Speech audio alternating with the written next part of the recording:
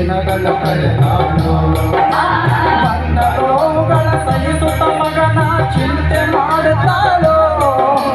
ಬಂದ ರೋಗಗಳ ಸಹಿಸುತ್ತ ಮಗನ ಚಿಂತೆ ಮಾಡುತ್ತಾಳೋ ಕಣ್ಣು ಕಾಣಲಿಲ್ಲ ಕಿವಿಯು ಕೇಳಲಿಲ್ಲ ಎಷ್ಟು ದಿನ ಇರುತ್ತಾಳೋ ನನ್ನ ಮಗನಿಗೆ ಚೆನ್ನಾಗಿ ಇಡುವಂತ ಮಾತನ ಬೇಡ್ಯಾಳು ತಾಯಿ ತ್ಯಾಗ ಸಲ್ತಾಳು